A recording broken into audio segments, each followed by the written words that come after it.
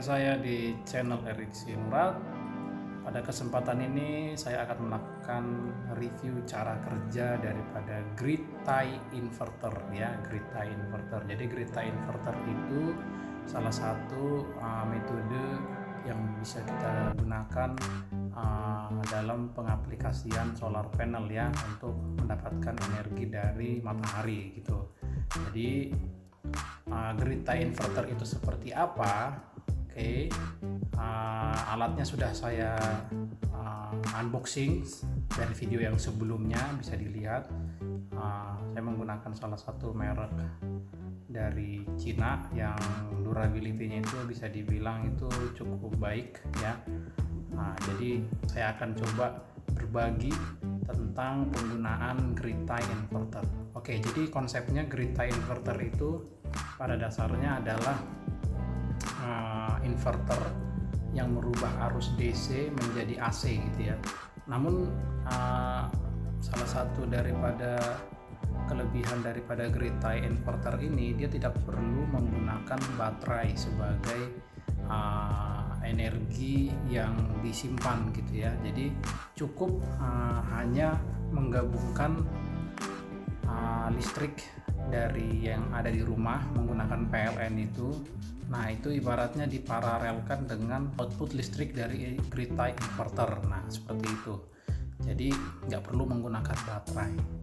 Nah, kelebihannya apa? Kelebihannya seperti yang tadi saya bilang, tidak perlu menggunakan baterai. Ya tahu sendiri kan, baterai itu perawatannya itu cukup bisa dibilang ada perawatan lah untuk baterai, dan harga baterai juga kan terbilang mahal ya. Maksudnya dalam terbilang mahal ini dalam konteks baterai yang standar untuk solar panel gitu ya, yang VRLA gitu. Nah, berikutnya itu kelebihannya. Lalu yang kedua, kelebihannya juga kalau teman-teman sudah menggunakan meteran Exim. Jadi Exim itu adalah meteran ekspor impor. Jadi ketika kelebihan daya yang dihasilkan dari inverter tersebut lebih besar dari penggunaan daya pada saat waktu inverter ini menyala, maka kan ada surplus daya ya kan, surplus energi. Nah, surplus energi itulah yang dapat diekspor ke PLN. Nah, konsepnya gimana? Konsepnya itu ibaratnya kita kayak deposit energi aja gitu ya, seperti deposit, lalu deposit itu nanti dapat kita gunakan sewaktu-waktu. Contohnya kita deposit di siang hari, misalkan surplusnya ada sekitar 500 watt gitu kan. Nah, 500 watt hour contohnya. Nah, 500 watt hour ini nanti ketika malam hari kan otomatis si grid tie inverter itu tidak akan memproduksi listrik. Nah, disitulah kelebihan daripada meteran Exim itu, kita bisa menggunakan 500 watt hour yang sudah kita ekspor pada waktu siang hari dan kita dapat gunakan itu di malam hari. Nah, itu dia. Jadi terus pertanyaannya sekarang, kalau misalkan saya nggak mau ganti meteran ekspor impor gimana? Ya bisa aja, cuman kondisinya adalah kawan-kawan sekalian itu nggak boleh menggunakan beban daripada rumah itu lebih kecil daripada hasil produksi watt yang dihasilkan oleh si inverter tersebut. Jadi misalkan pada siang hari gitu kan, contohnya saya mempunyai 200 WP gitu ya, saya punya PV 200 WP. Misalkan dari 200 WP itu efisiensinya di siang hari itu cuma 170 watt gitu kan. Nah, output dari si inverter ini bisa sampai 170 watt, sementara pemakaian di rumah itu di bawah itu misalkan cuma 100 watt, jadinya ada surplus 70 watt. Nah, 70 watt itu nanti akan menyebabkan meteran yang bukan Exim itu menjadi tempered gitu ya, jadi ada tulisan periksa jadinya, seperti gambar berikut ini yang pernah kejadian. Nah, itu ada tulisan periksa. Nah, kalau sudah ada tulisan periksa, sebenarnya jangan khawatir juga gitu teman-teman ya. Itu artinya ada listrik yang keluar dari dalam rumah. Nah, jadi itu perlu dihubungi PLN supaya nanti diberikan kode supaya tulisan periksa tersebut bisa hilang. Cuman itu nggak bisa terus-menerus seperti itu ya, karena nggak baik juga kalau hal tersebut terjadi secara terus-menerus, akan merusak meteran listrik tersebut gitu ya. Itu menurut saya gitu. Coba nanti teman-teman bisa berbagi juga yang pernah punya pengalaman yang serupa. Nah, lalu berikutnya kekurangannya kalau misalkan PLN padam ya otomatis inverter ini juga padam gitu. Cuman kekhawatiran itu sebenarnya terlalu kecil sih kalau buat saya, karena tinggal di kota besar, ya sebenarnya hampir jarang lah mati pemadaman listrik gitu ya, kayak di Bekasi, di Jakarta atau Jabodetabek. Nah, jadi pengaplikasian grid tie inverter ini menurut saya lebih murah dan investasinya juga lebih cepat balik modalnya, karena dari segi peralatan-peralatan yang tadi itu kita tidak perlu lagi seperti baterai. Nah, jadi menurut saya lebih ringkas secara komponen dan investasinya juga tidak terlalu mahal dibandingkan off grid gitu ya. Tapi ya kembali kepada minat atau pemakaian masing-masing orang gitu, seperti apa menanggapinya gitu. Oke, jadi itu ringkasan pemahaman mengenai grid tie inverter. Oke, langsung saja kita cek cara kerjanya seperti apa. Saya langsung coba share ini perangkatnya. Oke, dia tampilannya seperti ini, sama seperti unboxing video yang sebelumnya. Jadi ini itu adalah output ya. Ini adalah output daripada si grid tie inverter ini. Lalu ini tadi adalah port untuk port untuk kWh meter atau wattmeter dan voltmeter yang disambung ke sini. Nah, itu dia. Bisa dinyalakan lampunya nih. Nah, nanti bisa kelihatan lebih jelas. Oke. Lalu berikutnya yang bagian sini abaikan dulu. Oke. Nah, ini kutub DC ya, kutub DC. Nah, kutub DC ini adalah positif dan negatif. Positif ditandai berwarna merah, negatif berwarna hitam. Nah, supaya lebih aman teman-teman, gunakan MCB ya. Gunakan MCB. Nah, jadi ini kabelnya ini kan sebelumnya kan waktu saya pakai metode off grid itu kan pakai kabel warna hijau. Nah, setelah menggunakan kabel ini efisiensinya itu lebih baik ya dibandingkan kabel yang berwarna hijau. Jadi saya sarankan gantilah kabel yang 4 mm dan khusus untuk PV ya, khusus untuk PV. Jadi untuk outdoor dia kuat dan kualitas kabelnya juga lebih baik gitu ya. Nah, ini saya menggunakan MCB DC yang 25 ampere. Lalu berikutnya di atas itu kan di solar panelnya itu saya ada 2 keping 100 WP, jadi 200 WP jumlahnya. Itu saya serikan. Oke. Saya serikan solar panelnya atau PV-nya. Proses serinya itu sangat mudah gitu ya. Jadi di sana kan ada 2 kutub positif dan kutub negatif. Nah, kutub positif ketemu ke kutub negatif, colok aja. Lalu setelah itu nanti yang kutub yang satunya lagi yang dari PV A dan PV B itu kan jadinya kan sisanya ada satu yang kutub positif atau kutub negatif. Nah, itulah yang disambung ke sini gitu ya. Oke. Itu dia. Itu pakai MCB baru disambung ke kutub DC yang ada di sini tadi sesuai dengan kutubnya positif dan negatif. Nah, prosesnya gimana? Nah, seperti ini teman-teman. Nanti saya akan coba cek pemakaian listrik sekarang itu di rumah saya rata-rata kalau di siang hari itu adalah 100 wattan, 120 sampai 150 watt. Sekarang kita akan lihat di sini. Mari kita fokus ke meteran yang ada di sini. Nah, ini adalah meteran aktual daya yang dihasilkan dari si inverter ini gitu ya. Nah, itu dia currentnya di 0,6 ampere, 0,5.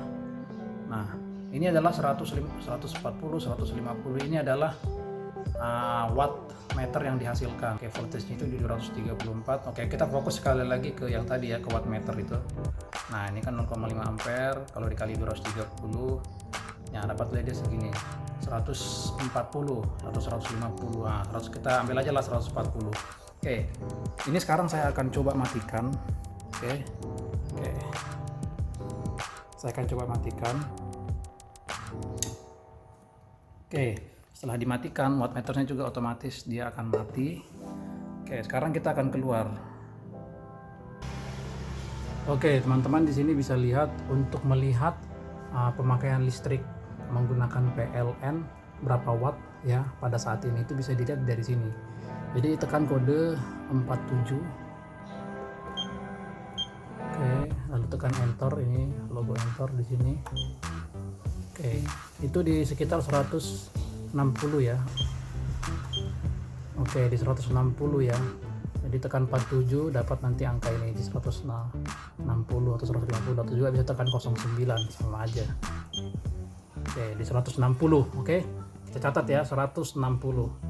Sekarang kita coba akan menyalakan inverter itu kembali, apakah nanti berkurang. Oke, dalam hal ini saya nggak memasang beban-beban yang lain, jadi cukup beban yang sudah terpasang saat ini saja gitu ya. Oke, kita kembali lagi ke inverter ini. Oke, dalam pemasangan inverter ini pastikan yang pertama dipasang itu adalah PV dulu ya. Yang pertama dipasang itu adalah PV atau solar panel dulu. Lalu setelah itu output daripada inverter ini colok ke terminal rumah yang mana aja ya. Tapi saran saya kalau misalkan mau bikin cok 3 seperti kayak gini, pilihlah yang kualitasnya yang bagus ya, jangan yang murah gitu. Jadi bisa dilihat nih kualitasnya, kan kalau agak keras dia punya materialnya ini berarti ini bagus gitu. Jadi pilih yang bagus supaya tidak mudah meleleh, karena suatu waktu kalau misalkan teman-teman mau upgrade kapasitas wattnya itu si terminalnya ini nggak kepanasan gitu ya. Oke, jadi pertama tadi sambungkan PV-nya, lalu berikutnya sambungkan ke listrik ya, listrik yang ada di rumah, kecolokan listrik yang ada di rumah gitu ya, yang mana aja ya. Nah, outputnya dari sini tadi portnya. Oke, kalau sudah terpasang semua, nyalakan tombol powernya. Oke, sampai dia warna hijau ya, sampai warna hijau, sampai kedip-kedipnya itu hilang. Oke, kita kembali ke wattmeternya. Nah, itu dia 150 watt energi yang dihasilkan. Oke, energi yang dihasilkan itu adalah 150 watt. Kita lihat sekali lagi, karena kita akan keluar untuk membandingkan. Tadi kan waktu di luar kan 160-an kan penggunaannya. Oke, ini 6,6 ampere.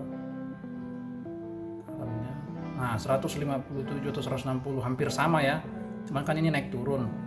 Jadi nanti kita bisa lihat seharusnya di range 10 sampai 40 atau 50 lah tersisa gitu ya dari yang dikeluarkan PLN. Oke, sekarang kita kembali ke luar untuk melihat.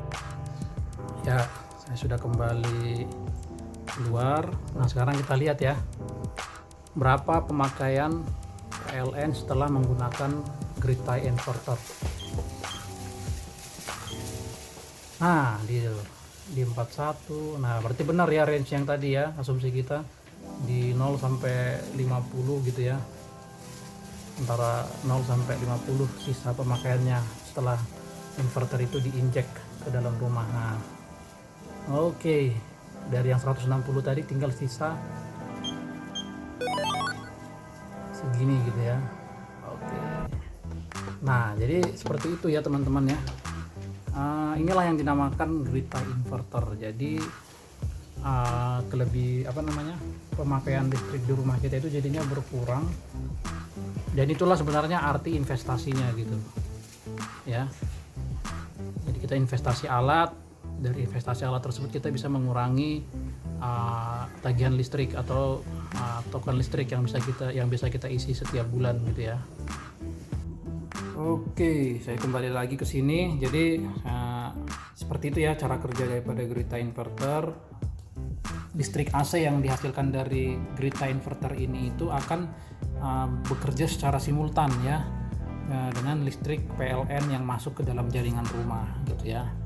Nah, ini sebelumnya kondisi PLTS off grid saya yang cukup sederhana ya. Sebelumnya kan menggunakan inverter ini gitu ya. Kalau inverter ini kan dia harus punya media yaitu aki.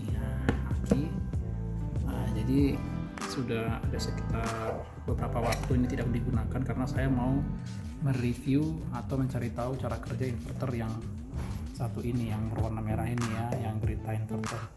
Dan inverter ini juga outputnya sinus murni ya, sama seperti ini juga sinus murni. Jadi itu pastikan harus sinus murni kalau misalkan membeli inverter yang Grita, supaya sama dengan sinus yang ada di jaringan PLN gitu ya. Nah, jadi kurang lebih seperti itu review dari inverter Grita inverter ya.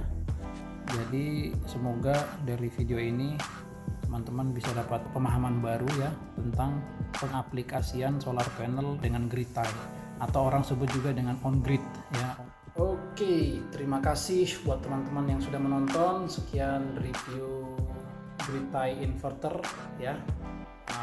Semoga teman-teman bisa mendapatkan pemahaman yang baru tentang konsep PLTS dengan metode on grid atau grid tie menggunakan inverter yang sudah saya coba share ini gitu ya, yang coba saya bagikan secara spesifikasi maupun secara cara kerjanya ya. Jangan lupa like dan subscribe karena saya akan terus mengupdate tentang solar panel ini maupun hal-hal yang lain ya. Semoga kita bisa saling berbagi dan mendapatkan pemahaman yang baru untuk hal-hal yang baik dalam kehidupan kita sehari-hari. Oke, sampai jumpa, bye bye.